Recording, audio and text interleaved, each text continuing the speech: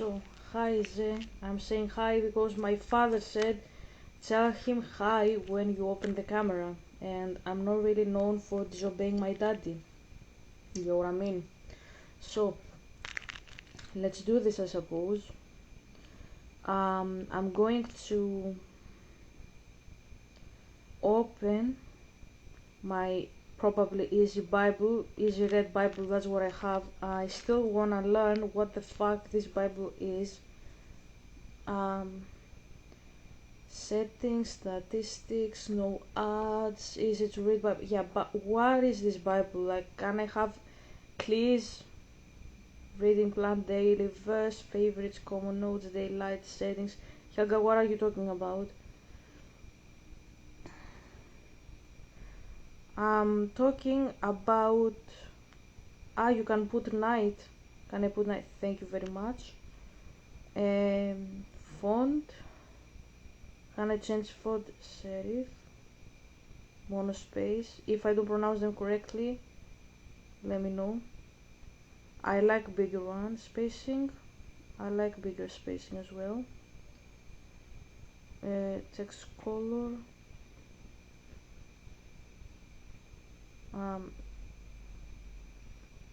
here, background.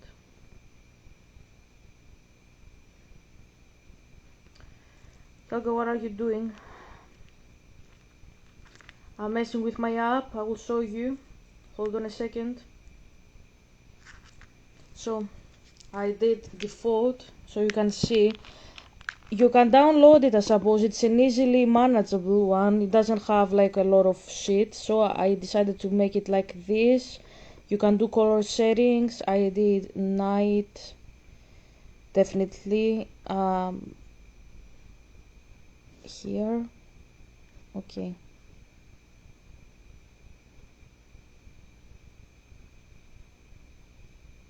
How do you set it though? Night.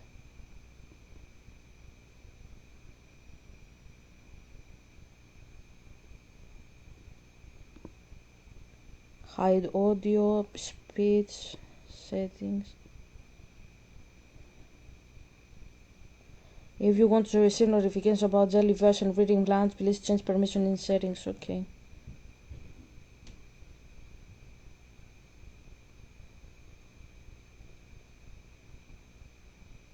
I have no idea how to set it. Something goes off when I do that. But anyways, I was just saying that this app is easily manageable if you wanna do it and have like a Bible portable. That makes sense. Do that. I have. That's what I'm doing. Oh yeah, I fixed it. I managed to fix it actually. So it's not exactly the best one in my humble opinion. Because it has some problems in here and there, but I don't think that should be a problem because it's not all of the verses. I understand there is a gap with the language. I was thinking yesterday that yeah, it says about prostitution in the verse that we discussed, but at the same time I don't really mind the fact that it says evil women. It didn't really say exactly, for example, like um, the mother of sluts, for example. You get what I mean? So she's written as evil women. So not exactly women. It doesn't really say they're women. Like in a Greek sense, pornon. Yeah, pornon, that means prostitutes, but in the context of the verse, it actually means prostitution. So it's like that's Greek speech. I don't know how to describe it. So it says the mother of pornon, prostitutes, and the ligmaton, that's abominations. So in Greek, if you translate that in modern Greek, that's prostitutions and abominations. Blasphemies, let's put it that way. So yeah, if you are like Yoga, how do you do that in Greek? That's how my language works. It's a language that it is very much centered in gender. That's how, like, There's no patriarchy in that. It's just how my language works. We also have order in how we pronounce, like we say, for example, in English you say ladies and gentlemen, right? So they prioritize women. I'm not saying you don't say the same in Greek. You say κυρίες και κύριοι, so that's ladies and gentlemen word for word. But if you lose something in a context, let's put it that way, and somebody finds it, right? Somebody's gonna pick it up and they will say, whose is this pen? Let's put it that way. So when you translate that in Greek, the who there, the whose, you get me? That who is gendered. You say tinos in ancient, tinos. In modern, you say pianou. That means who, masculine. So the who you say in Greek, it's masculine. Yes, it has also feminine, it has also a neutral, but when you say it, you speak like masculine, then feminine, then neutral. And that's not about, like, if somebody comes and says like that's patriarchy and no, that's just how my language works. It's an order that we have since the ancient times. And if you are like, yes, but men went first and then the woman, that's based on religion. Learn your bullshit, read the room. Not everything is about how people see it today. Some things are just how language works. Okay, read the room, don't appropriate culture. So that's all I'm gonna say. There is nothing gendered in my language inherently. We don't have, for example, they, them. Like, I identify as a non-binary. My pronouns are they, them. Let's start playing, by the way. So I identify as a they, them. I have my chocolate. Okay. I have my Mario Bros. I have my blackcurrant. And yeah, blackcurrant.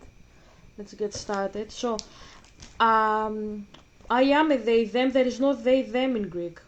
We don't have it, that thing. I'm not saying we don't have like a literal they, αυτοί. Yeah, we do have it, but the context it is used in Greek is drastically different than how you say it in English. And when I was doing German at the university, I learned from the German non-binaries, that they in German has the exact same usage as we have them, we use them, these words, in Greek. And when the non-binary person, she was born a woman, she identified as a non-binary, I didn't tell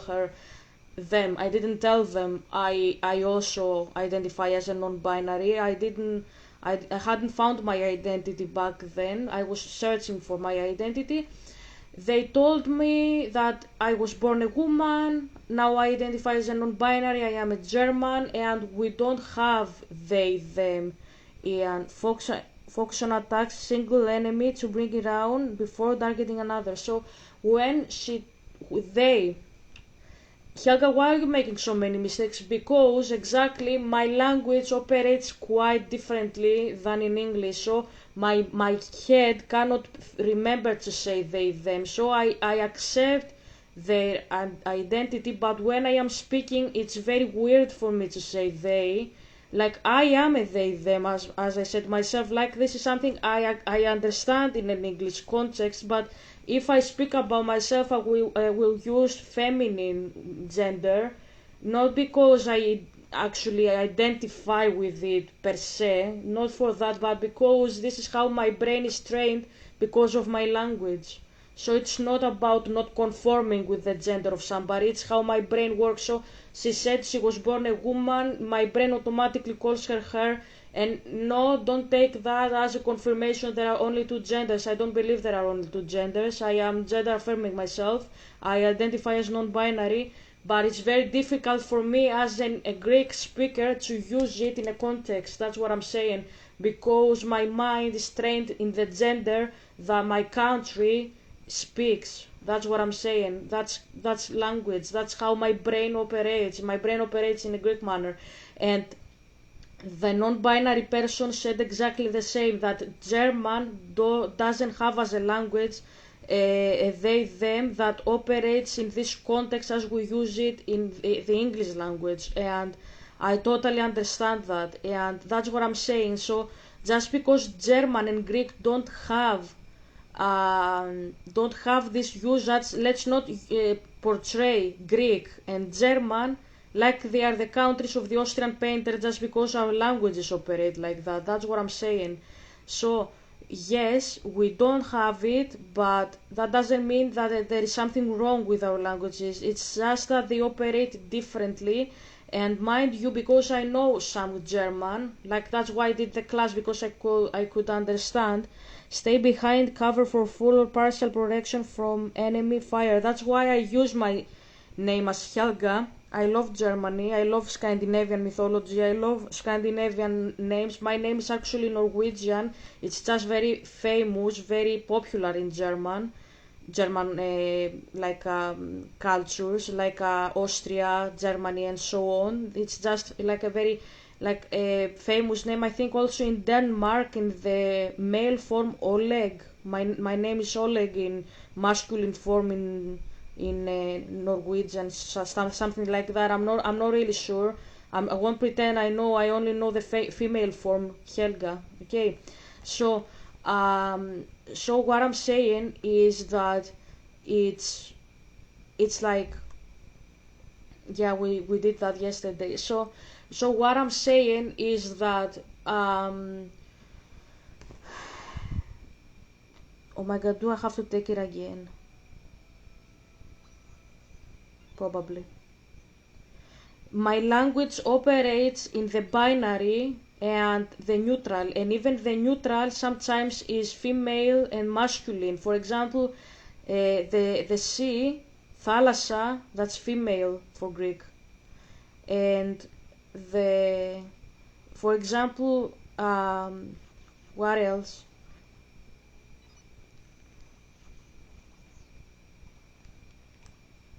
Fuck. For example, the word kypos, garden, I spoke about kypos the other day. Garden, kypos, that's masculine. So even when I say masculine garden in a context, I will use him for a garden and her for the sea. Yes, for an object. That's how my language works. So don't expect me, not even for myself, to say I am they in my language, because my language is working like that. And you can't say that this is racism because my language has female and masculine for objects. For example, I penna, that's the, how's that called? Forgot the name. The pen, the thing that you put in inside, ink inside, and you write. That's a female in Greek. And something else for,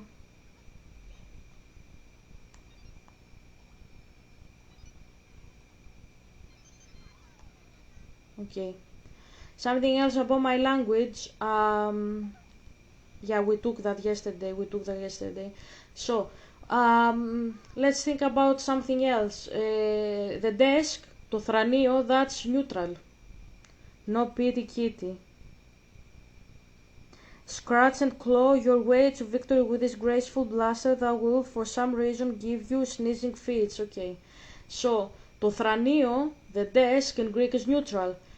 The chair in Greek, karekla, you use a karekla, a chair, to sit in a desk, that's female. So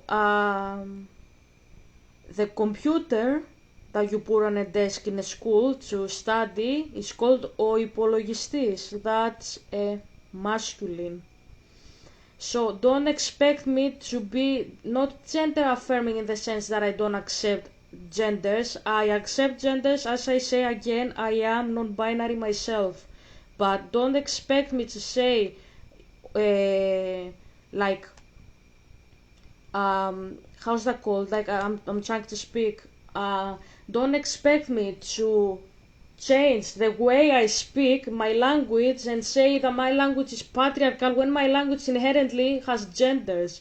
That the fact that my language is like that and my culture is like that, we give personalities pretty much to everything around us according to female and male. That doesn't mean that we don't affirm genders beyond the binary. Personally speaking, I do, but it's difficult for me to call a non-binary person, even myself, as they, them, because that's not how my language operates. But I understand it and I use it like my profile. I have they, them, but when I speak even about myself, I use woman all the time, and that's why I say I am a non-binary woman, pretty much, because my head cannot work otherwise.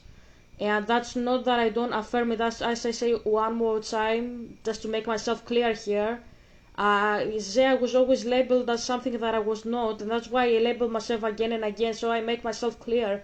I understand there are other genders. I can't speak like that. I spoke about this person 4 or 5 times, and I can't bring myself to say they are they. I say she was she, because that's how my language was. That's how my brain is intertwined inside it by Greek language to think. But that doesn't mean that I don't affirm it, because I was also non-binary and I didn't know it back then. I was trying to find myself, and as I have said, I have used masculine pronouns in my teenage past. For one period of my life, even when I was a kid, I was identifying as a masculine. So I'm pretty much non-binary myself. That's what I'm saying. I like, if you ask me what do you think, I am okay with my female body, but at the same time I feel non-binary and I don't exactly feel like a woman in the traditional sense. Like, I am okay if somebody calls me she, her. I'm okay with that. I don't mind it. I say it myself like I am a woman. No shit. You get what I mean? But at the same time, I'm not exactly like, there are parts of my personality that I feel closer with masculine traits or with neutral traits, but this is not part of my language. So I'm going back to the language just because this is how my language works, and we say tinos είναι τούτο, whose is that, and this is translatable actually as whose masculine is that. That doesn't mean that I don't affirm other cultures. That's what I'm saying. Wheel of Fatality. You found a new tarot. Check it out at the museum. Okay, so what I'm trying to say here is that, like, when you see in Greek η μητέρα των πορνών, and that says the mother of female prostitutes, that maybe sounds crazy for a non-Greek speaker. No, for a Greek speaker, at least for a Greek speaker that has his brain inside his head. That's what I mean, because you can weaponize language in whatever form. That doesn't mean that the language inherently is evil. That's what I'm saying. So in my context, a language that is gendered by nature, when you say the mother of prostitutes, that doesn't mean female prostitutes just because it writes female prostitutes. A female prostitute in my language means prostitution. And I can't bring myself to translate it enough for you to understand it, because you have to accept that my language operates like this, and you have to understand that this is the translation. If we say you are a prostitute at heart in Greek, you say you are that's a slur obviously, like not slur, like a curse word, πουτάνα στην ψυχή, a prostitute, a slut in the heart, in the soul basically. So you use a female word, and now you hear it and you are like, that is actually attacking the women. No. You can use this sentence for a guy. You can use this sentence for a woman and for a non-binary in my language. It doesn't matter what gender they are, because the language is gendered. Just because it's gendered, that doesn't mean that the person you refer to has to be the same gender. That's actually part of part of it, I think, is influenced by spiritual language. I think so. I think so because the spirits also talk like that. Zeus talks like that. Yahweh talks like that. Like they use gendered ways to speak. Like Yahweh speaks about the sea and he calls her a woman. And he talks about Egypt, and Egypt is a guy, for example. I think it's influenced by the spirits in a sense, like both in Hebrew and Greek, but I'm not very familiar with Hebrew. I will only speak about Greek. Okay, so this is something that happens in my country. That's what I'm saying. But what I'm saying is that you have to accept it and understand how my language works before you make assumptions. So, when we say in Greek that is the mother of prostitutes, I can call mother of prostitutes a guy. She doesn't have to be a woman in order to be the same person. So this gender, like this is the same gender, I have to find the same gender. That's probably English understanding, probably Chinese understanding. I don't know. I don't know. It's definitely not Greek and Hebrew understanding, because if you look at our languages, how we speak, you can, for Greek, I can say you are a harlot in your soul, and I can say that to a man when the word actually is female. It's just how the language works. It doesn't have anything misogynistic, because if I see somebody saying yes, but that doesn't mean that somebody invented the word to be actually misogynistic. No, that's what I'm explaining half an hour right now. It has nothing to do with language and gender. Language and gender, no. Just because it operates like that, that doesn't mean, and I'm actually having a headache here, doesn't mean that there is actually misogynism behind it. You are looking for a wrong place to find misogynism. That's what I'm saying. And that's why I said in the Bible that when it says the mother of prostitutes, the Greek modern translation, the Greek understanding is prostitutions, not prostitutes, aka women. But apart from that, that's what I wanted to say as a bottom line. Even if it says the mother of evil women, I disagree, because it is more generalized. It doesn't speak about women, it speaks about people. So if you say evil people, that's a better translation. But I like that they said evil women and didn't say sluts, because the translator didn't exactly make it like sexualized, even though he put a gender there that probably he doesn't understand it, I think, because it's not his native language and he doesn't understand this culture behind it. But still he did it that it is evil women, not like sexual women or so. So what he did there, yeah, it's partly correct, but the fact is that it should be evil people if we want to be more specific. So when it says prostitutions, it means people who do idolatry, in the sense not of like I worship a golden calf like that, not exactly that, but in the sense of I say I worship Yahweh, but I actually worship Zeus. That's what it says there. I'm explaining, and don't get me with the golden calf shit. I'm gonna say the exact same thing, because you think when a person worships a golden calf, that automatically means they are a bad person. No, the Bible doesn't say that. The Israelites were in the desert and they chose to abandon Yahweh for a golden calf. That's what the problem was all about. They knew God and they gave attributes of God to the golden calf. If somebody worships the golden calf because he doesn't understand my father, because he doesn't know my father, because he disagrees with my father, that doesn't constitute idolatry for my father. My father sees idolatry when you take himself and you put his attributes in a wooden idol, in another deity, or you frame another deity as himself, like you say Zeus is actually Yahweh. That's idolatry, not worshipping a golden calf per se. And he is actually telling me, thank you, Helga. Welcome, Father. Welcome, Father. So, I was gonna read the passage, not all of it, but I'm gonna read part of it, and then in the remaining hour that I'm gonna speak, I'm not gonna make a big video today, but I am gonna like explain, I'm gonna settle the debate, what is all about the dreams with fucking Zeus and Old Testament. So not exactly like dreams per se, I suppose. I don't know, maybe I can analyze that as well. My point of discussion today is, if I will take this here as thumbnail.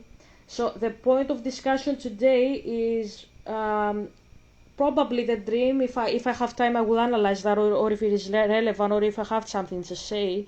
But the point of discussion today is gonna be how Yahweh deceives people, because he does, and how Zeus deceives people. They have very different approaches, very different reasons they do it. They also have different framing, different methodology.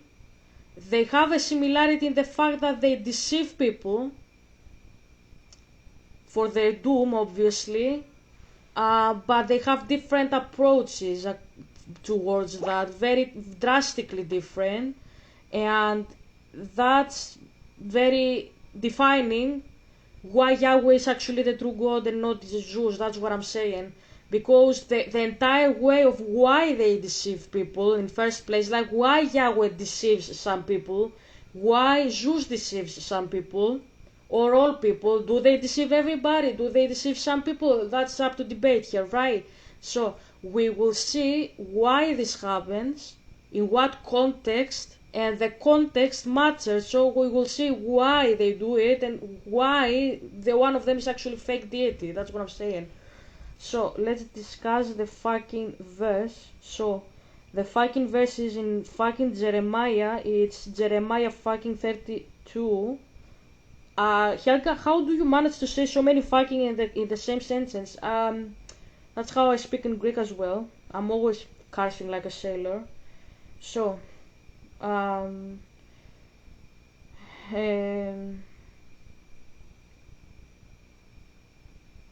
trying to find it.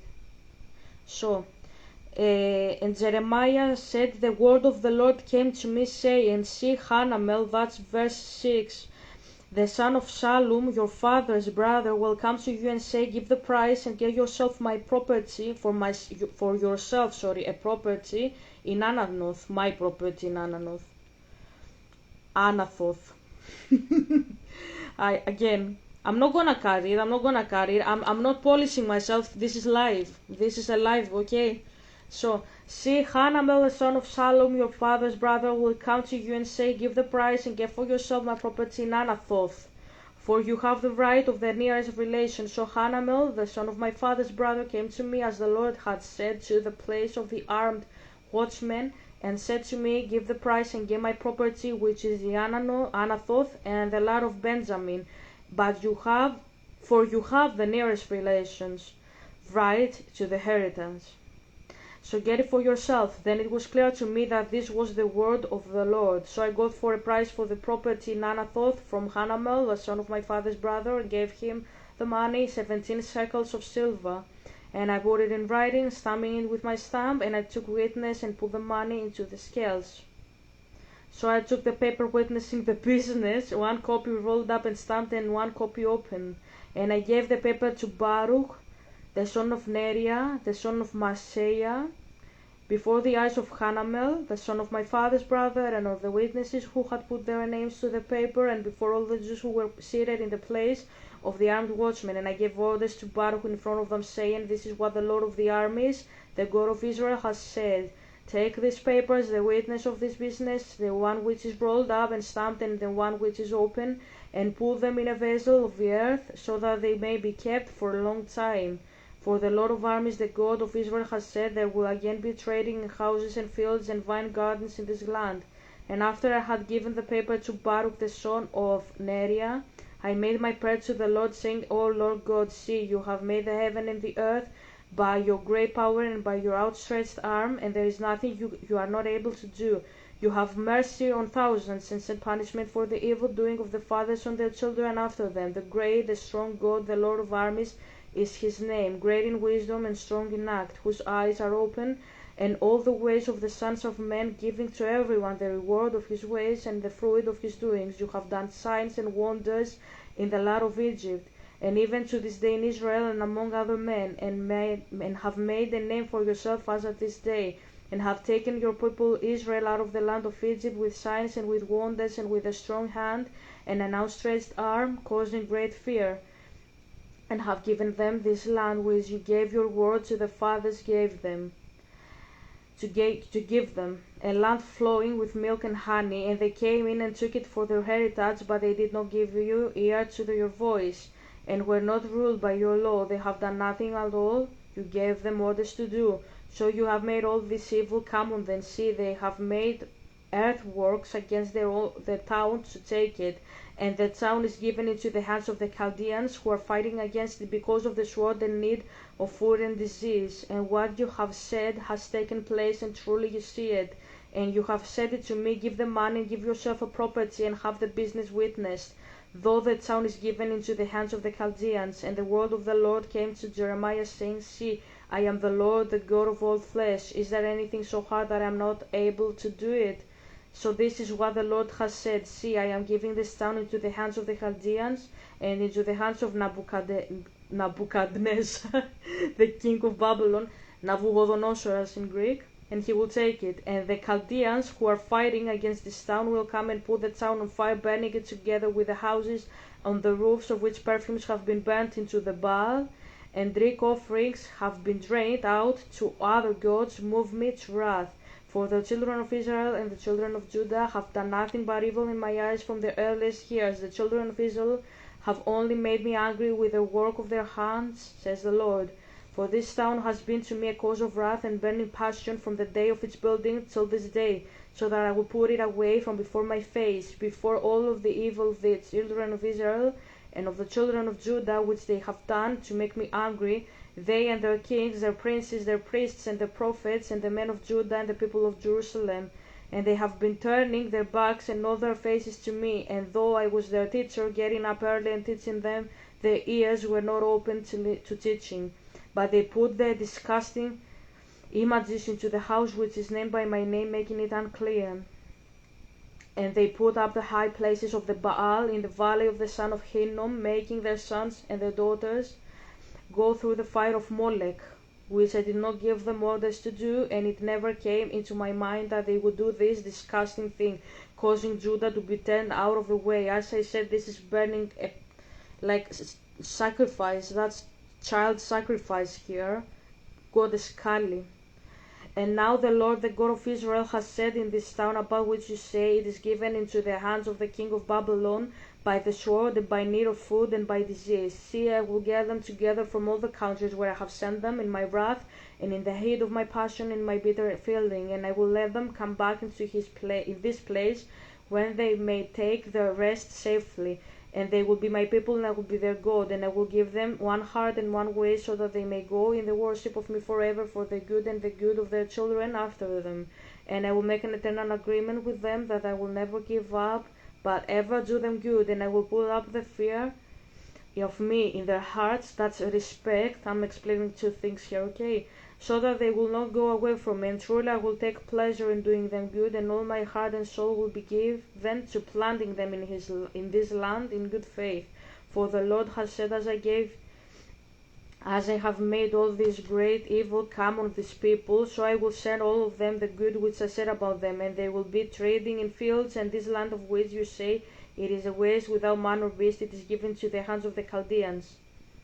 Men will get fields for money, and put the business in writing, stamping the papers and having them witnessed in the land of Benjamin, in the country round Jerusalem, in the towns of Judah, and in the towns of the hill country, and in the towns of the lowland, and in the towns of south, for I will let their fate be changed, says the Lord. So that's the verse, and it actually says that even though he's punishing them, he's actually gonna return them back in their land. And yeah, I like that part, if you get what I mean. So now I'm gonna put the King Boo. So you put a ghost here, and you put a pumpkin on the other side. Voila, our prayers have been answered. Now the moon gates should open wide for us.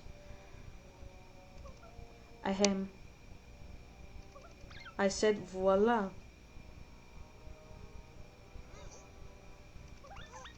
It was supposed to open. Why isn't it open? We did our part. We retrieved those relics of goodness. He's cursing. Why isn't it open? It's not fair. Why isn't it?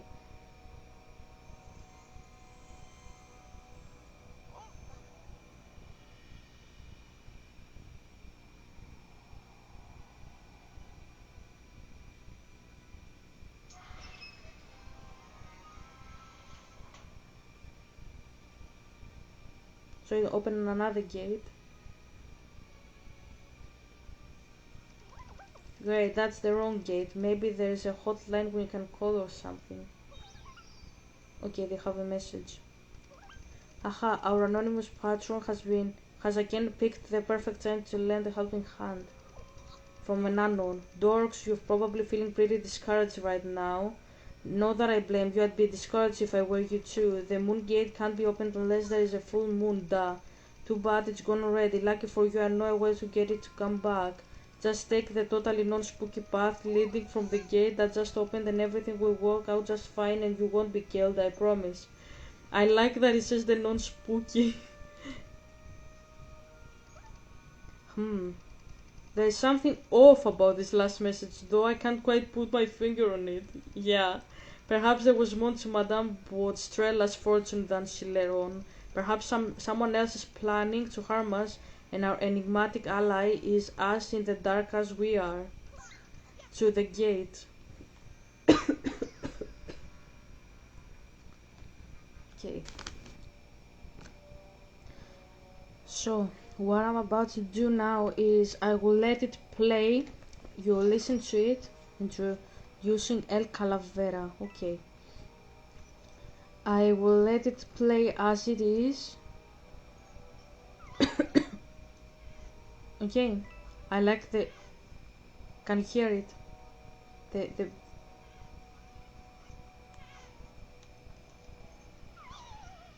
The sound that the bush make is so adorable. I love bush so much. So, no, I don't wanna quit the chapter. No, thank you. So, what I'm saying is that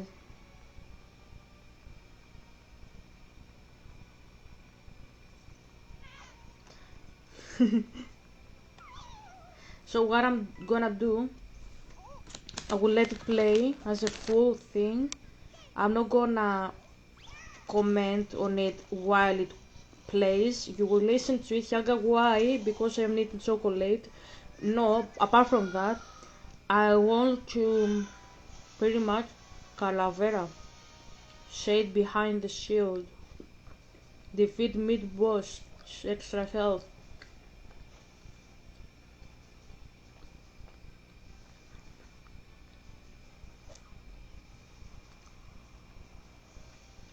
So, we'll let you listen to it. There, I told you 2 times about this story. It's also in my dissertation, but it's also in your messages on Teams, and I wanted to tell you this. Hold on a second. I have the Teams here. Can you see it? And also, I have the Outlook here, along the Papa Games. I have kept them, not because I use them, I actually don't. They actually waste space in my telephone, and I'm actually gonna delete them after the video. I wanted you, when you would come back, to see that I actually kept the places that I was talking to you, Teams and Outlook. But you never cared about that. I was an unnecessary contact. You get what I mean? So now that I showed you, that's what I said, remember? Once I'm gonna show you some stuff about me, you are useless to me, didn't I say that? So, I was waiting you would come back and I would show you that I actually have the Outlook, and actually I'm gonna do that in camera. Okay? Hold on. Because I don't have enough space in my phone, and I'm keeping, my phone is actually very slow, so I'm doing uninstall. Or uninstall, I have no idea how you pronounce it. I haven't heard it pronounced, I only know how to read it. So, and this one, okay, bye bye. I did it. I had said I would do it after you would come back, but Zay, you don't wanna come back, so I did it on camera. I have more space now in my fucking phone, okay? No reason to waste space for an asshole that never cared about me, okay? So I'm gonna say. So I had sent you a text on Teams, and I had said to you that Agamemnon was deceived by Zeus because Zeus is a very nice father. That's what I had told you. Okay? So, I'm gonna do that right now. I'm gonna let you listen the entire thing from the beginning without me speaking, because it's actually worth your time listening. You will learn something. You will learn something that Fitzgerald isn't telling you. That's all I'm gonna say. The problem is that I'm usually not a second chances person, to be fair. I'm a person that operates in the first time. If you didn't get it in my dissertation, I'm not gonna repeat myself in a text. The fact that I repeated myself in a text was because your article was stupid and I didn't have anything else to say, so I spoke about myself there in case you stopped speaking about your bullshit self and you heard me speaking about myself, because I never expressed myself when I was with you. You only spoke about yourself. You get what I mean, bestie? So that's what I did. I decided to give you another second chance, and I said, hey, I am a pagan. Somewhere in the distance in my past, I was a pagan. And I'm telling you that Zeus is not a good father, and all you said was thank you for the commentary you brought in my article. I am flattered. You brought all the attention against yourself, and you dare say that I never cared about you. Really? Two times. Second time, two times telling you say that I have issues with Zeus and you didn't get it. I wasn't gonna do this video. I'm doing this video because my father asked me to do it. You get what I mean? That's why I'm doing it. I wouldn't give you a third chance because you don't deserve it. You didn't grasp it the first time in my dissertation. That was your job, Zé, and you failed. And now you wouldn't do it a second time. That's what I'm saying. You get me? Anyways, I'm letting you now listen to the whole point of Iliad, where Agamemnon is deceived by Zeus, and then I'm gonna give you the commentary. Yes, it's gonna be ontological. It's gonna be very painful for your scholarly enough ears, but I'm gonna give it because my father asked me to preach you. And when my dad says, Helga, preach the gospel, I'm not gonna deny my father anything because he's my father, he's God, and I'm not gonna deny him because you are a shithead. That's what I'm saying, okay? So. The Iliad by Homer, Book 2. The gods slept soundly that night, and the men by their war horses, but Zeus lay awake in the dark, thinking of how to honor Achilles and destroy Greeks by the shipload. His thoughts parted like storm clouds, and in the clear space between them he saw what seemed to be the best plan: to send to Agamemnon, son of Atreus, a woolly menace, a dream, and to it he spoke these feathery words: Go, deadly dream, along the Greek ships until you come to the hut of Agamemnon, and deliver this message to him exactly. Order him to arm his long-haired Greeks. Now is his time to capture Troy. The Olympian gods are no longer divided. Hera has bent them all to her will, and targeted the Trojans for pain. The dream listened and went. Shadows flew around the Greek ships. It found Agamemnon wrapped in deep starlit slumber. The dream stood above his head. It looked like Nestor, the old man that Agamemnon respected the most. Looked just like Nestor, and this dream that was a god addressed the king.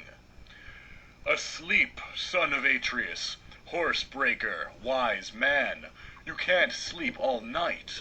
All these decisions to make, so many people depending on you. I'll be brief. I am a messenger from Zeus, who is far away, but loves you and pities you. He orders you to arm your long-haired Greeks. Now is your time to capture Troy. The Olympian gods are no longer divided. Hera has bent them all to her will, and targeted Troy for sorrow from Zeus. Think it over. Keep your wits about you, and don't forget this when sleep slips away. And the voice trailed off, leaving him there, dreaming of things that were never to be.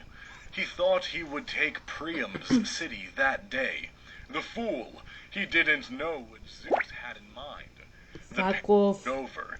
Keep your wits about you, and don't forget this when sleep slips away.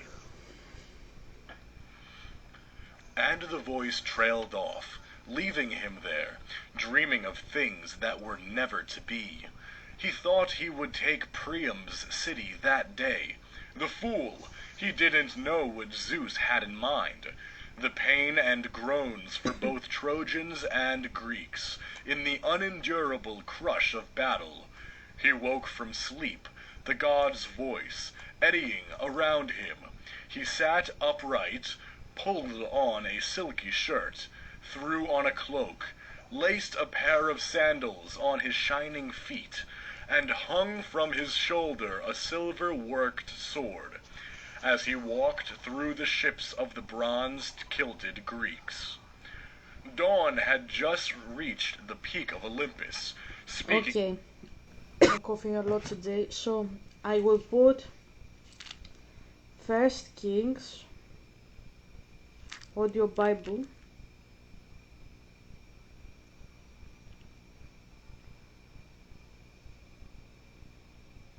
Okay, we have one with David Suchet. David Suchet is a guy that played Hercule Poirot by Agatha Christie in a TV show. He actually has read the Bible for an audio Bible, as you have seen. I know that. That's what I'm saying. Okay.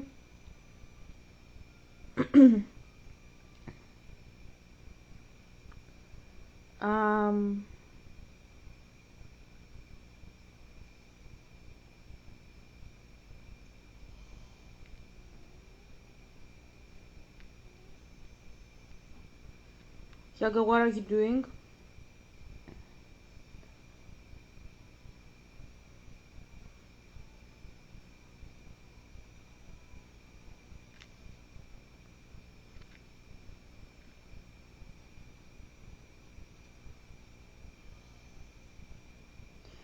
So I will put you First Kings 22. That's what I was searching in my Bible, because I'm always very bad with And they danced around the altar. finding the Bible. So that's chapter. Does anybody have here timestamps? Thank you very much. Somebody has timestamps. You are an absolute legend. So it's First Kings chapter 22. So listen to that, and I'm coming back. Okay. To 22. This is called For 3 parallel years, there was text. no war between... Fuck you. This is called parallel text. And if you're like, why do you explain me my job? Because you don't know your job, Zed. That's why I explain to you your job. This is called parallel text, and Greeks do it to see differences in texts that appear similar to the naked eye. You use the word parallel because parallel is when you have two lines that go on the opposite direction, so they look identical but they never meet. That's what parallel means in Greek, parallelos, you get me? So that's what this passage is. It's parallel to the passage of book 2 by Homer in Iliad. 22. Okay. For 3 years, there was no war between Aram and Israel. But in the 3rd year, Jehoshaphat, king of Judah, went down to see the king of Israel. The king of Israel had said to his officials, "Don't you know that Ramoth Gilead belongs to us, and yet we're doing nothing to retake it from the king of Aram?" So he asked Jehoshaphat, "Will you go with me to fight against Ramoth Gilead?" Jehoshaphat replied to the king of Israel, "I am as you are, my people as your people, my horses as your horses." But Jehoshaphat also said to the king of Israel, "First seek the counsel of the Lord." So the king of Israel brought together the prophets, about 400 men, and asked them, "Shall I go to war against Ramoth-Gilead, or shall I refrain?" "Go," they answered, "for the Lord will give it into the king's hand." But Jehoshaphat asked, "Is there no longer a prophet of the Lord here, whom we can inquire of?" The king of Israel answered Jehoshaphat, "There is still one prophet through whom we can inquire of the Lord, but I hate him, because he never prophesies anything good about me, but always bad. He is Micaiah, son of Imlah."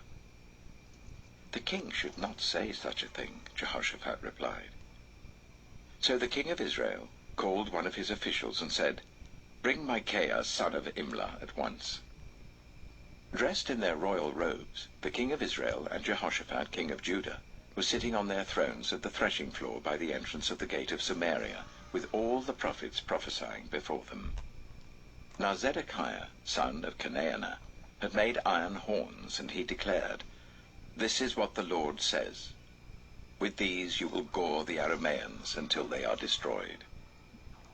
All the other prophets were prophesying the same thing. "Attack Ramoth-Gilead and be victorious," they said, "for the Lord will give it into the king's hand." The messenger who had gone to summon Micaiah said to him, "Look, the other prophets without exception are predicting success for the king. Let your word agree with theirs and speak favorably." But Micaiah said, "As surely as the Lord lives, I can tell him only what the Lord tells me." When he arrived, the king asked him, "Micaiah, shall we go to war against Ramoth-Gilead or not?" "Attack and be victorious," he answered, "for the Lord will give it into the king's hand." The king said to him, "How many times must I make you swear to tell me nothing but the truth in the name of the Lord?" Then Micaiah answered, "I saw all Israel scattered on the hills like sheep without a shepherd, and the Lord said, 'These people have no master. Let each one go home in peace.'" The king of Israel said to Jehoshaphat, "Didn't I tell you that he never prophesies anything good about me, but only bad?" Micaiah continued, "Therefore hear the word of the Lord. I saw the Lord sitting on his throne with all the multitudes of heaven standing round him on his right and on his left. Fuck you. Therefore hear the word of the Lord. I saw..." Everybody that can send me a notification is sending me, except of you. Shein, Gmail, AliExpress, YouTube. I don't know, Pornhub, everybody except of you. Except of you, that's crazy. That's absolutely crazy. Pat, didn't I tell you that he never prophesies anything good about me, but only bad? Micaiah continued, "Therefore hear the word of the Lord. I saw the Lord sitting on his throne with all the multitudes of heaven standing round him on his right and on his left. And the Lord said, 'Who will entice Ahab into attacking Ramoth-Gilead and going to his death there?' One suggested this, and another that. Finally a spirit came forward, stood before the Lord, and said, 'I will entice him.' 'By what means?' the Lord asked. 'I will go out and be a deceiving spirit in the mouths of all his prophets,' he said. 'You will succeed in enticing him,' said the Lord. 'Go and do it.'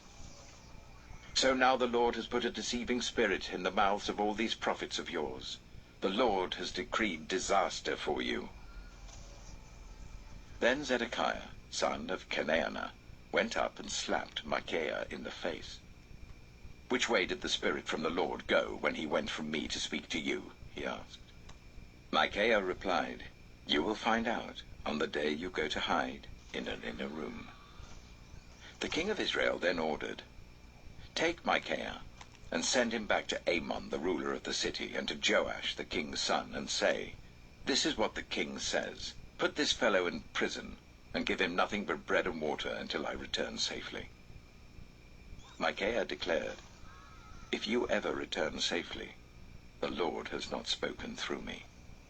Then he added, "Mark my words, all you people."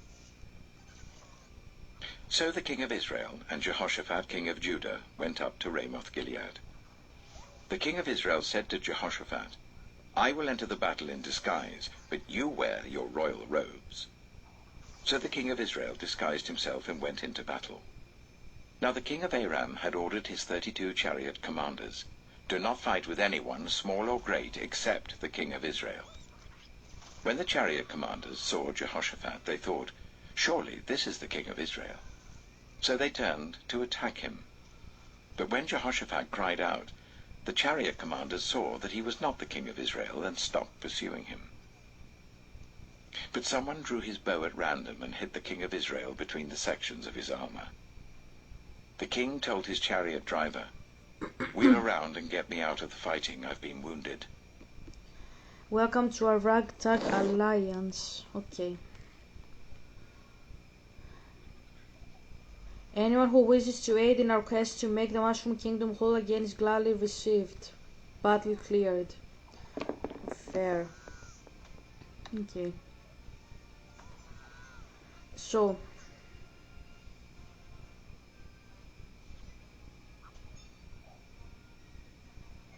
Not very well, but at least we did it. Rabbit Yoshi joins the team. Screaming Striker, Dashing Dandy, weapons. Yep, okay. So what are we having here? We have two parallel texts. We have a father, masculine as you say, deity. We behave as if Greek understanding and Hebrew understanding is actually UK understanding. It's okay. It's okay. They have like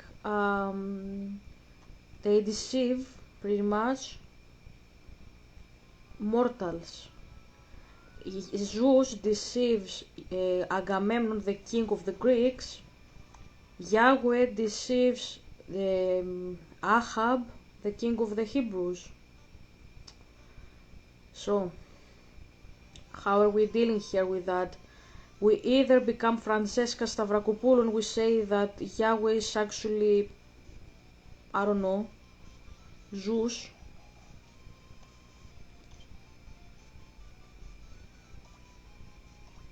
Or we become a little bit logical people and we say that actually,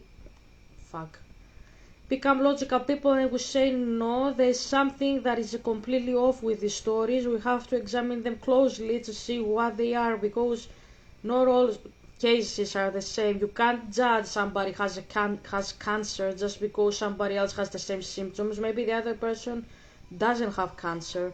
And if you misdiagnose somebody that has cancer and they don't, you are actually putting their health in jeopardy. And the same goes if somebody doesn't have a cancer and you say they do have it. Oops. They don't have a cancer, but you say they have a cancer, you say they don't have cancer, and you send them home. You are putting their health in jeopardy. They might die because of you, because of misdiagnosis. So you can't say two cases are exactly the same just because they look alike. Hydrant Hammer extinguish your antagonists with the iconic symbol of safety and protection.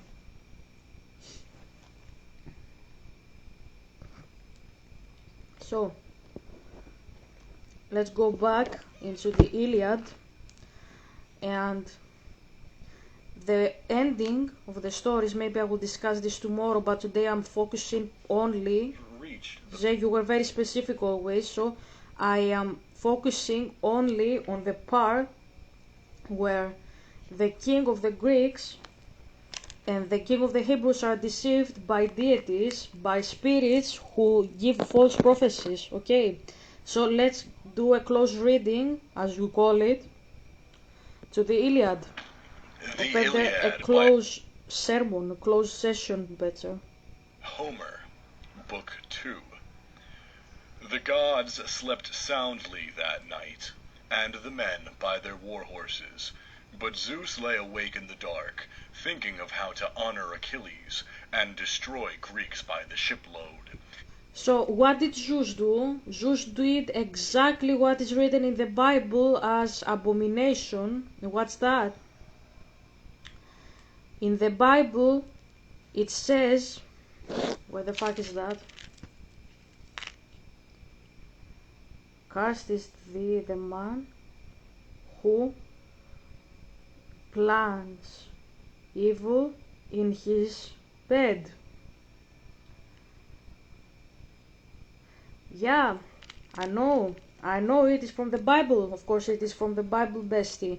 So the phrase cursed is the one who plots evil in his bed is a biblical warning from the Old Testament book of Micah, specifically Micah 2:1, where the prophet condemns those who lie awake in the night devising wicked schemes and evil deeds to be carried out when morning comes. The verse highlights God's displeasure with those who use time meant for rest to plan harmful actions such as coveting and seizing other people's property, and declares them subject to a curse for their iniquity.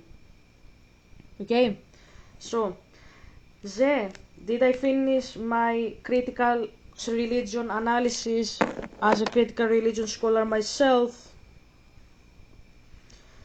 Why Zeus is actually a fake deity and why Yahweh is a true deity? Did I make myself clear? Like, do you need more clarification? Like, do I need to spit more blood out of my mouth? Like, we have a saying in Greece. We say I have to spit blood to prove something. That's me with you. That's my life. I have to spit blood in order to convince you that what I say is correct. That's what I always did with you. So, am I convincing right now enough that what Zeus is doing is actually very evil? Because the Bible says to me that the guy that actually plots evil in his bed, instead of resting, he goes right side, left side, stomach, back. He wakes up for a drink, he goes to pee, he goes back, he sleeps again, he snores, he wakes up and he thinks how to destroy somebody's life. This, for the Bible, is actually evil. That's what it says. That if you plot, instead of sleeping and doing all I said, instead of doing that, instead of like being a normal person who sleeps, you actually start devising evil in your head, how to destroy somebody's life, that is evil, right? That's bad for my dad. Now, do you understand where I'm coming from? That's what I'm saying. Like, Zeus, instead of turning around in his bed to sleep, he didn't count sheep. He started thinking how to destroy Agamemnon. That's what he did.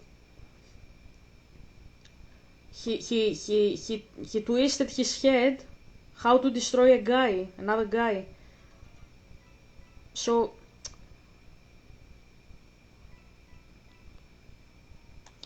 what I'm saying is, even from the preface, my father proves why Zeus is actually a fake deity, because he's comparing this behavior with bad moral code. Because instead of counting sheep because you can't sleep because you have insomnia, your insomnia comes from the fact that you actually wanna destroy somebody. You get what I mean? Double-barreled bodies. Okay. So, do I have to explain anything else here? That's what I'm saying. Valkyries go to great lengths to protect themselves and others. Watch for their team jump. It ends with a ground pound. Don't let them get the drop on you, literally. Also beware their unique yet powerful shooting technique. Okay.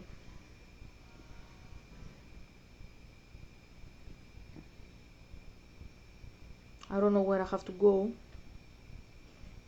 But I will ask you again, do I have to explain myself again why my father is the true God of the universe and not Zeus? Like, does the verse that you have to count sheep when you can't sleep instead of plotting how to destroy somebody convinces you that this God is actually a false deity, he's the devil in disguise, because it says wicked person that does these things? Like, are you still contemplating if this tradition has correct things to say about Christianity, or we have to take shit from it and give it to Christianity? I don't think so. No, sorry, I'm not gonna do that.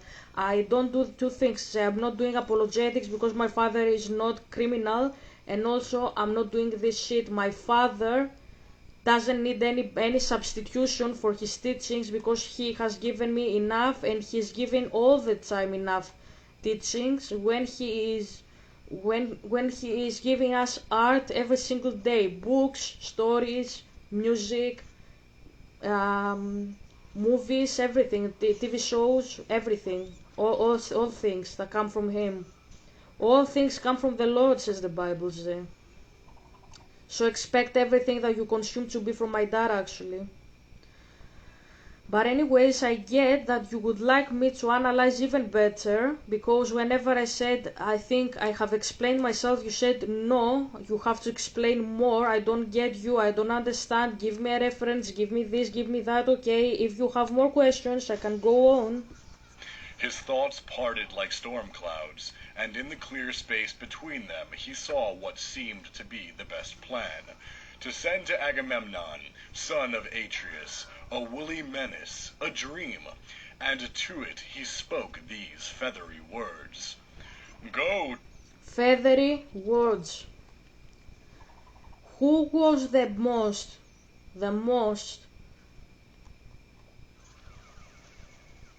tame animal in the Bible?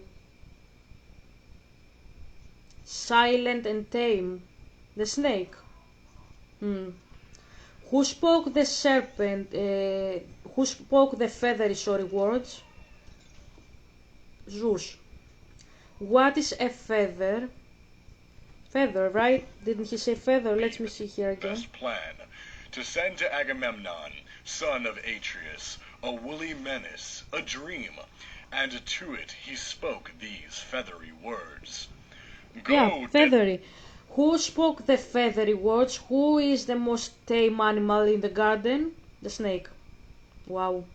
I am impressed. I am impressed. The Bible frames my Greek deity as the devil. And I have to explain to scholars why the devil is the devil. Can you imagine we live in such end times Sodom and Gomorrah world, when you say to somebody, this guy is a bad person because he is a murderer.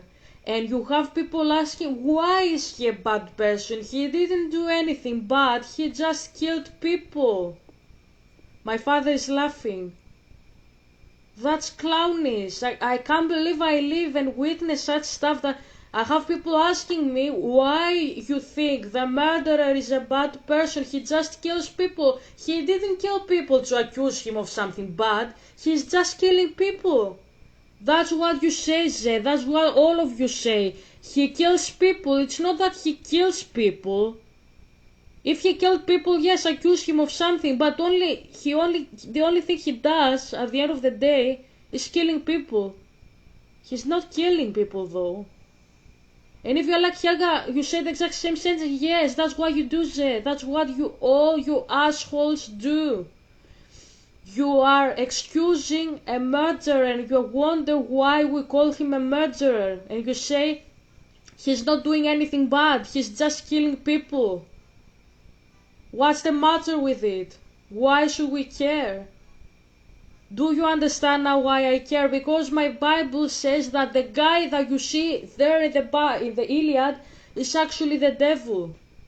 And you say, that's very anachronistic, archaic, apostolic defense. I'm sorry, Zé, I'm sorry, maybe it is. But the text itself is very clear that actually this behavior is not human behavior, it's actually the devil in disguise. Right? I said it is food for thought that the devil that is out, a roaring lion, is actually Zeus, the god of the Greeks. And you told me that this is archaic apostolic defense, and I am affirming the ontological existence of Zeus. Zé, are you affirming after this text that I am reading you the ontological existence of Zeus, or you still contemplate if this is an actual person? Because it can't make sense otherwise. The Bible doesn't say, bestie, that the god of the Greeks is a red bull with a trident and horns and claws and evil laughter. It says that it is a person who speaks featherly and who plans evil when he is actually sleeping. That is demonic activity according to the Hebrew God. Why shouldn't I believe it?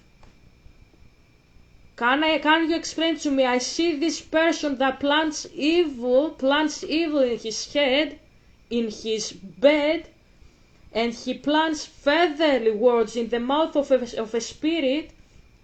That person that I call God in Greece, the Hebrews call it the devil.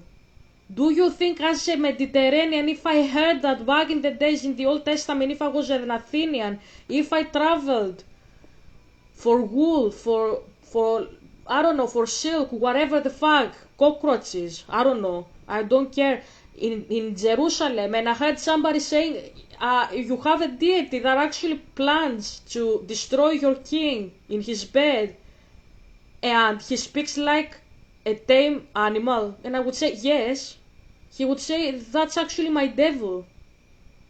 I would be bamboozled, Zay, if I heard that. I would wonder what the fuck is going wrong with my country.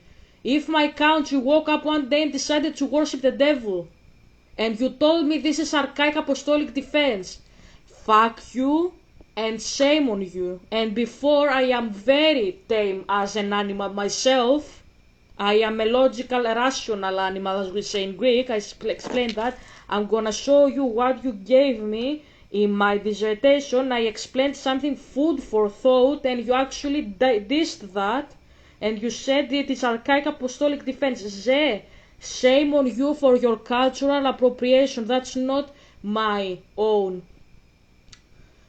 archaic apostolic defense. This is the apostolic defense of Greece, the mother of Christianity and the mother of paganism and the mother of philosophy. This is how we speak. This is how we make assumptions. You can't come into my continent and tell me to start thinking like a Chinese person, because I'm not a Chinese woman. I am a Greek woman. I was educated a Christian, and my pattern of thinking and speaking is deeply philosophical, not because I am a philosopher, that's another point. The fact that I speak as I speak is something that every Greek has out there, not even, I'm not speaking only for only the educated Greeks, I'm not speaking only for them. Every Greek in Greece speaks like I speak, because this is our culture.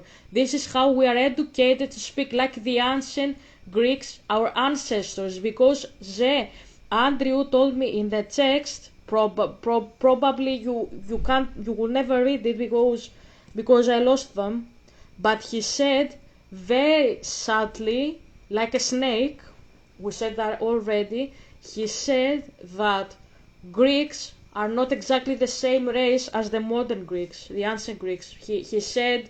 He said that ancient Greeks were these people, I don't know what Greeks do today, as if we are two different things.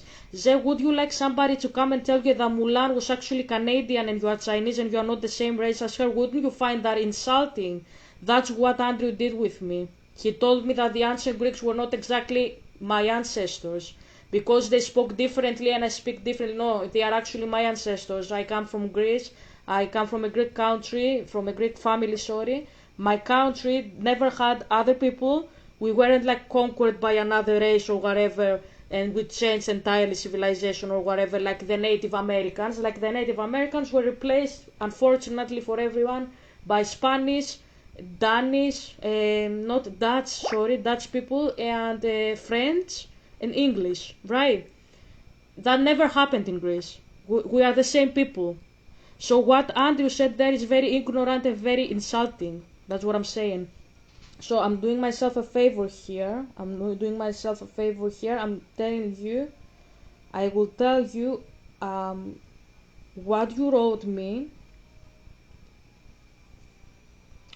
What you wrote me here, he said this is ridiculous. Like, look at my dissertation. This is ridiculous. Do you understand how you made me feel when I opened my book? This chapter, I wrote it, and I was crying when I was writing it, because of the traumas that I have from all this crap that I am writing down. And I opened it from the guy that I loved, and he has done all these comments. Look how many comments in just one paragraph, and look how many erasings you have done, as if I am coming from a cave and I don't know how to speak. That's disgusting. I can't say anything else apart from disgusting. And I was looking at it and I was feeling embarrassed for myself. That's what I'm saying. So, I'm doing myself a favor here. I wrote this and you shitted on it. You shitted. I'm gonna read it. So, but still, why Yahweh was never part of the ancient Greek pantheon and why the texts about them are silent about him? Zegao, again, avoid using this appellation.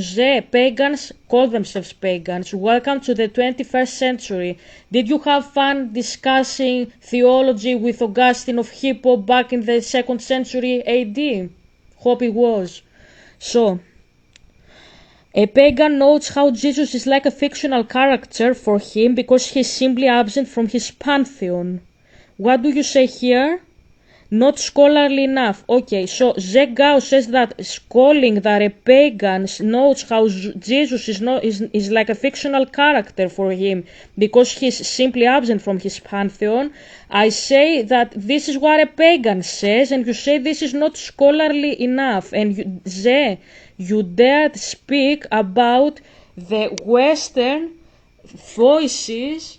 Not the Western, the non-Western voices that have a different understanding of theology and of culture in general. You had this insulting quote, this racist quote, because you are an Austrian painter from China, that's what I'm saying, okay? And you put that quote there and you say that we have voices. That guy also has a voice. He says that my God is actually a fictional character for him. Do you have a problem with that and you don't want me to quote him because he's not scholarly enough? He's a pagan. And so was Isaac. Do you have an issue with that? Because one sentence before that you say a pagan, okay, a pagan, open it, thank you. Again, avoid using this appellation. Okay, so I call a pagan that says that he thinks that my deity is actually not a deity because she's not part of his pantheon, and I say why this happens, and you say I shouldn't speak about them because they are not scholarly enough, but at the same time I shouldn't call them pagans. Should I say again, go fuck yourself? Like, am I making myself clear that all your comments contradict each other? Like, at the same time, you want me to respect the pagans, and at the same time, you say that they are not scholarly enough. Can you make your mind? You are almost 50 years old. Will you decide with whom you stand with? Because at the same time, you can't believe that a pagan needs respect, but at the same time, calling them not scholarly enough, because you appear like a clown. And until you learn how to read, don't make two comments, the one behind the other like that, because this is clownish. Let a person speak, because this is what the Bible says when it says women should stay silent in the church. The woman in Greek is not exactly a woman. As I said, my language is gendered. It means the partner of the preacher. I am the preacher, you are my wife. Shut your mouth. That's what I'm saying. It's not about women. It's not about women because I am a woman and I am the preacher. You are the wife, but you are a guy. Shut your mouth and let me speak and let me preach, and don't interrupt me with your bullshit, your ignorant bullshit when I'm speaking. That's what I'm saying, okay? So, let's continue. Given the fact that he says that Jesus doesn't exist, and Jesus, according to Christianity, is Yahweh, are we clear here? So, the guy that says in the Old Testament, I am Yahweh, is the same guy that says I am Jesus in the New Testament. The same guy, okay. So, what that means is that pagans have no idea who this deity is overall. Am I making myself clear here, Zé? So they don't know who the fuck this guy is, because they think that my deity is a fictional character. I have to convince them that their deity is actually lying. That's what I'm writing here. Because they don't know him. And you say, not scholarly enough. I don't care about your scholarly bullshit. I'm caring to open their eyes. Because they don't know my father and they're worshipping the devil. And they don't know, they say that he's not part of my pantheon. And they need somebody to tell them he is not, because your God is the devil. And yes, this is crazy to say, but I discovered it myself. I am one of them. I'm not somebody outside of the faith. saying bullshit. I went through this. I woke up one day and I realized that I worship the devil as well. You get what I mean? You get what I mean? Because he actually deceived Agamemnon in his bed. And you say I shouldn't say that because it's not academic enough. I don't care. I never cared. I never cared to be academic, Zay. I cared to save 2 kids that their uncle tried to kill. And I was framed as emotional for this. Yes, I care about people. You all care about badges of honor, you care about money, you care about fame, you care about how many people will quote you in your lifetime, if you will outsmart Agamben and Fitzgerald and Andrew Haas and Richard Dawkins with the bullshit you say. You don't care if these people actually will be heard when they will read them, these articles. If Richard Dawkins, whom you are actually roasting, and Agamben will read these articles and they will be hurt and they will think I am old, nobody cares about me, I'm gonna die, I'm a dead man anyway, so why should I care? Why should others care about me? Okay, you don't care if they have family and younger people in their family that will read these articles and they will feel offended for their grandparents or for their uncles or for whatever. You don't care about that. You just care for yourselves. And that's why I say fuck all of you and shame on you for that. Because you don't care about people. I cared about 2 kids and I care about all these pagans that were like me. They don't know what they are doing. And I'm trying to open their eyes. I'm not trying to offend them. You offend them, Zay, when you say this is not scholarly enough. And shame on you because you say I of appellation. Appellation, Zay, is not calling them a pagan. This is their identity. Calling them not scholarly enough, using me as a weapon, is appellation. And you are appalling as a person as a result. That's what I'm saying. Okay? And then, I continue.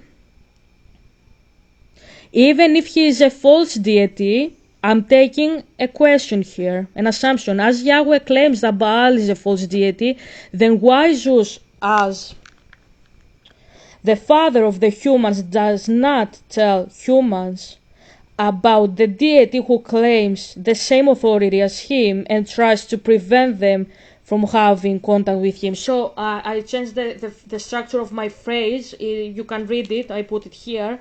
I'm just paraphrasing it. So, okay.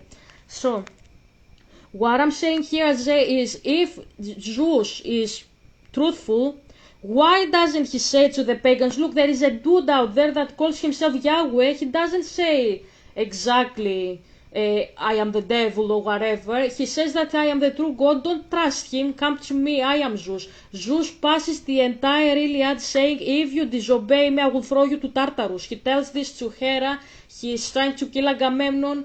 He's trying to kill everybody in his path. He's angry with all his family members, apart from Athena, his daughter.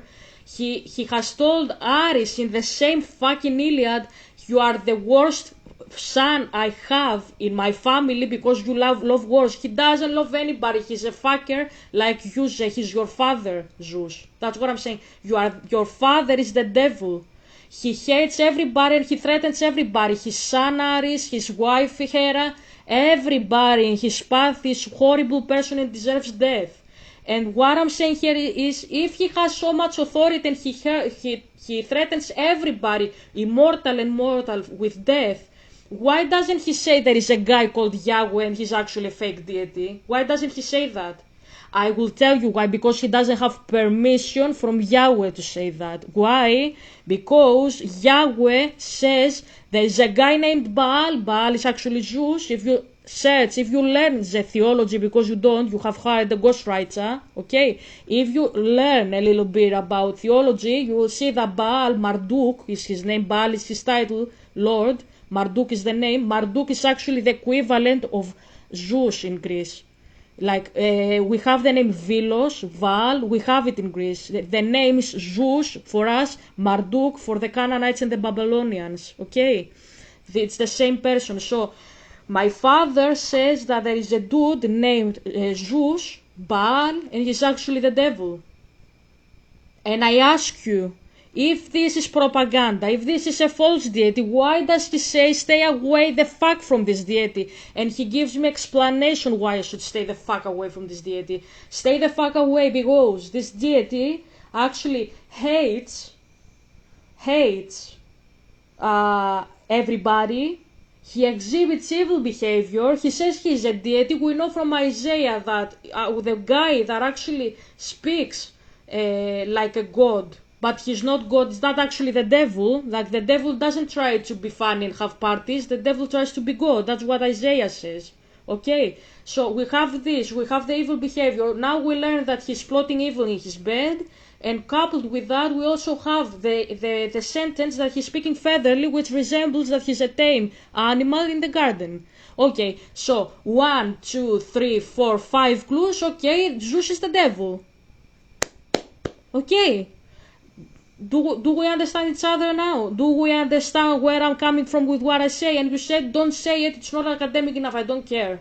I don't care. I know that one morning I woke up and I realized that I worship the devil, and I want everybody to know that with facts and with truth, and not with the devil doesn't want you to party, because no, I don't think the devil doesn't want you to party. I think the devil doesn't want you to know that Yahweh is the true deity, and for what reasons he's the true deity. For example, that Zeus is deceiving you. He wants you to suffer, to be in pain, that he's sending false dreams, and he's proud of that. He's plotting, he's speaking like a snake, he's deceiving, he wants you to die, he's threatening everybody with hell. And I want people to realize that this is the devil and go back to worship my dad, because my dad doesn't say and doesn't do such things. That's what I'm saying. Do you think that I was gonna do this video and explain why my father deceived Ahab? Of course not. My father is not a criminal. I told you all the times, my father is not a criminal. My father is a very holy person, even if I don't understand him all the times. He's holy. Okay, so what he did with Ahab was to give a shithead that actually killed all his prophets the opportunity to be deceived, and then he gave him Micaiah, and he told him through Micaiah, look, I send you demons to deceive you, don't trust them. And Ahab, what did he say even before he heard the prophecy? This guy talks with the Lord and he always prophesies evil for me, nothing good. Ahab had killed so many people, and he still wondered why God was mad with him. Like, do I have to explain why my dad wanted him dead, and why he wanted him to go and listen a deceiving spirit and die? I have to explain my father here, or I have to explain that Ahab was actually a murderer and he had to be done with? That's what I mean. And you want me to do apologetics? No, I'm not doing apologetics. I'm not doing apology for a person that is not a criminal. My father is not a criminal. Ahab was a criminal. You are a criminal because you weren't listening to me. I can do apologetics for you, for Ahab, because you are the same person in my head. I'm not gonna do that for my dad. That's what I'm saying. Okay, I'm gonna finish here. So,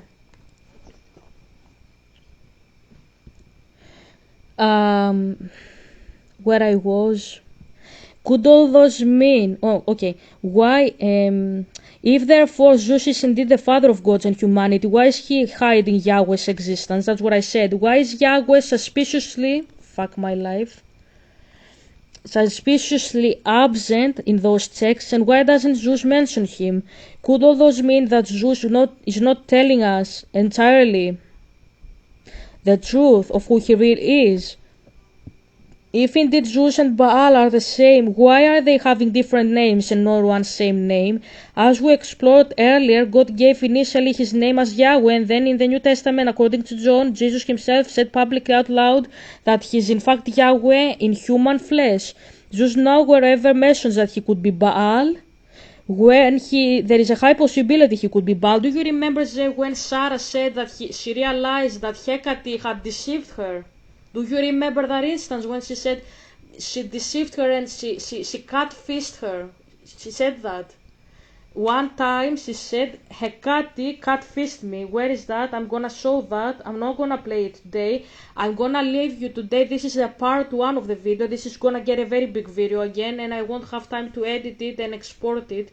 but tomorrow I'm gonna go and like do a part 2 in all these topics. So think a little bit about what I said today, and tomorrow I'm gonna come back with a dream and all this shit, okay?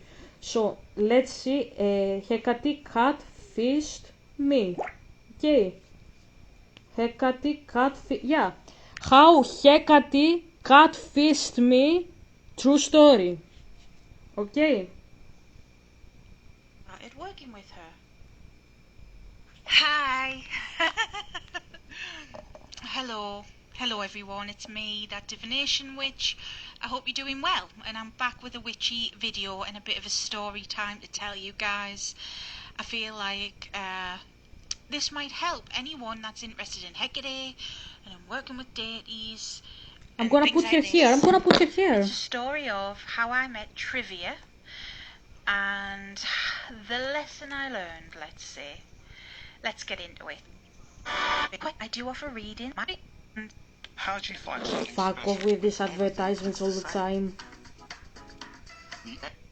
And at that time, it might be new to me on Patreon too. Back in the days of me still being relatively new to Hecate and learning about her and learning about other deities. And at that time in my practice, I was working with several other deities that had links with my ancestry and links with past lives and things like this. Now I was exploring more of the Roman pantheon as well, and I had a established relationship, working relationship at that time, with a deity called Zeus Minerva. Now Zeus Minerva, I've spoke about her on this channel, Okay. goddess. Back when I believe it was the Norse deities as well. Okay, so now she's explaining everything. I'm gonna put it where she actually speaks about that because... Reaching out to me. So it's all a separate woman. She was very regal. She passed down in her family for generations. You were from Thebes. It opened up to a huge following her, and that were kind of actually mentioned about Nyx, divine feminine. Over with Ammon, and then the might call on a no, call on the that was that. Would call on the epithets more because they probably didn't even know who the hell Ereshkigal was. Well, they might have if it was the magical papyri times, because Ereshkigal's another sister energy of Hecate. So when it comes to trivia, what I am trying to say is I didn't understand all of this complicated mess that I've tried to explain to you there. I thought that they were separate beings, and... Did you hear what I said? You said this is not scholarly enough. She didn't know they are the same person. And you say, how do you know that? Don't mention that. That's not scholarly enough. Yes, because she says she thought they are separate and they are the same person, and she realized later. And you don't want me to come and say this is the devil because it's not scholarly enough and you think this is appellation. No, it's not. She said that's Sarah, that divination witch. Did you hear? Witch. Pagan. She's a pagan. It's identity. It's an identity. It's a word that we use. Welcome to the 21st century. The year of our Lord and Savior is the 2025. And if you don't like Lord and Savior Jesus, Lord and Savior Zeus. I'm gonna go into your own understanding. Or if you mind, Chinese New Year, Lunar Year of the Snake, that's the year you have. You are celebrating your birthday all year long. Did you remember when I said that? It's the year of the snake for you Chinese. That was that. So, yeah, I had a whole working relationship with Trivia. She helped me so much. And then she kind of went away. We did what we needed to do, and then she kind of drifted off, you know.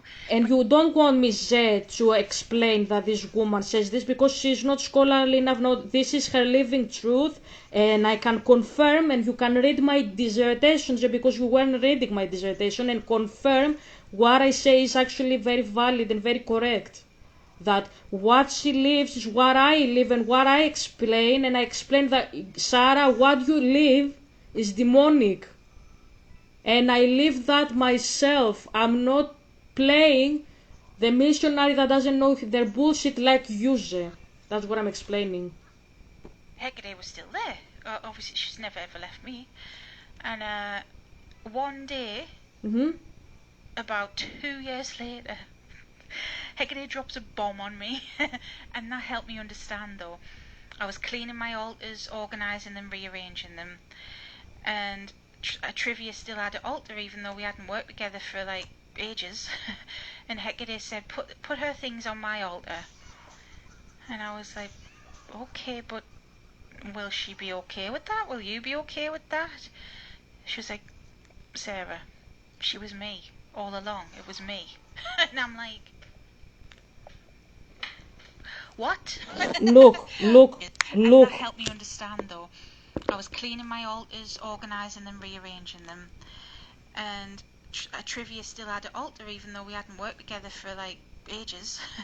And Hecate said, "Put her things on my altar," and I was like, "Okay, but will she be okay with that? Will you be okay with that?" She was like, "Sarah, she was me all along. It was me." And I'm like, what? It was like a jackass moment. What was it? Pranked or punked? Punked. Was that the old MTV show? I was like, oh, well, that makes sense, but why didn't you just tell us then? It's because I wouldn't have understood. And as time went by, my practice developed, speaking with different deities, helping other people, I did eventually understand. And No, Sarah, stuck in my mouth. I'm sure I'm not Yeah. gonna speak to my ex. Sarah, you don't understand. This is the devil. That's what I was trying to write the dissertation, and my ex wasn't listening. And I'm sorry about that. I feel responsible because I am a Greek, and maybe that's not my choice. I didn't choose that, but I feel responsible.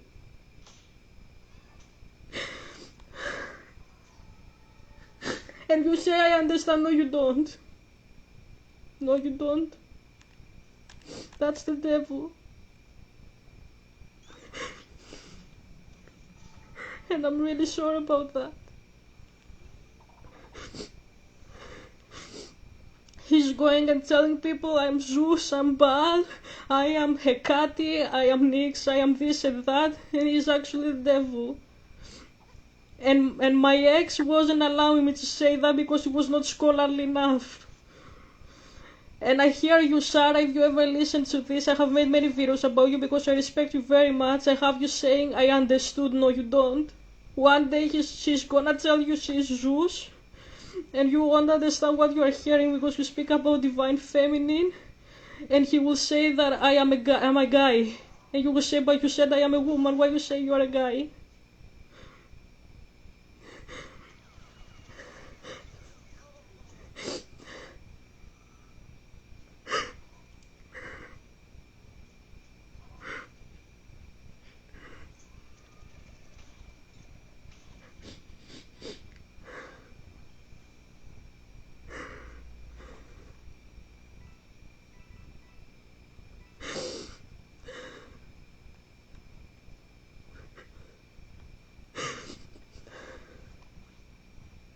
My father says, you say all the time that you are not doing apologetics for me because I am not a criminal and you are also not a criminal. Don't do apologetics for yourself. This is what he just told me. I wrote that for every pagan that has gone through this shit and they don't understand what is going on. And they didn't allow me. They silenced me. My ex was the first person to silence the fuck out of me. My reader was actually the reader of my department in Sterling. He was a fully pagan and I failed to understand that. Not because I'm not a good one. I am a very good ex-mystic. But he's such an amateur that I couldn't understand that he's a mystic. And my ex, he wanted me, and when he had me, he didn't stop silencing me, and that's what I'm saying here. And I did the dissertation for not to hear bravo. I didn't do that for this. I did it for my father because he deserves the glory. He's a very good guy. And I did it for all of you because I feel responsible for worshipping these deities and thinking they are deities they are not. And you say, now I understand, Sarah, you don't. You don't understand. You said the other day, Nyx has children. I have epithets. She's trying to tell you she's Zeus and you don't understand. You don't understand.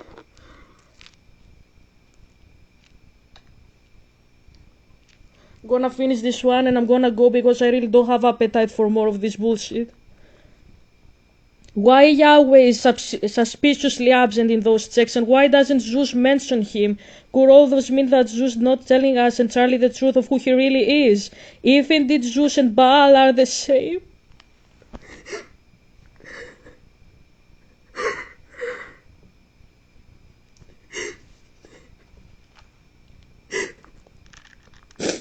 Why are they having different names and not one same name? As we explored earlier, God gave initially his name as Yahweh, and then in the New Testament, according to John, Jesus himself said publicly out loud that he is in fact Yahweh in human flesh. Zeus nowhere ever mentions that he could be Baal, when there is a high possibility he could be Baal, and I explained here in this video why this happens. I showed Sarah herself admitting that a deity said, I am also this deity. When here is a high possibility he could be Baal, and furthermore never mentions another foreign deity called Yahweh, if he exists indeed, and if he indeed is inspired the Greek pagan text as the Greek pagan people like Hesiod claimed. The Greek pagan people like Hesiod claimed. Sorry, I'm very stressed. I can't read properly. Sorry. Could he have possibly kept hidden from his believers the existence of Yahweh because he does not really wish humanity to know Yahweh? Because ultimately, if they got to know Yahweh, they would then know that everything he has said to them about himself is in fact a blatant lie, including his own fucking name.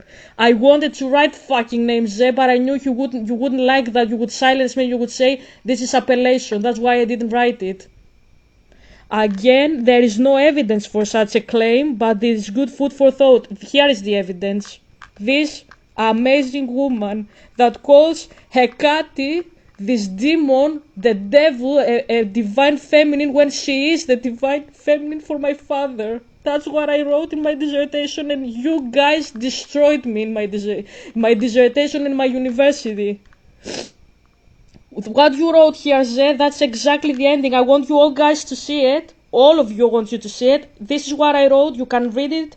This is what I'm putting it so you can all read it. Okay. At the end of what I said, and I showed you Sarah, my ex said this. The last two paragraphs are less a scholarly argument than an ancient apostolic defense. In what sense is Zeus hiding something? Are you affirming this ontological existence? Are you affirming his ontological existence? 20 February 2022, time is 10:36 that means PM in English. So that is 22:36. At night, yes. Ze was planning evil in his bed exactly like his father, the devil. See you tomorrow.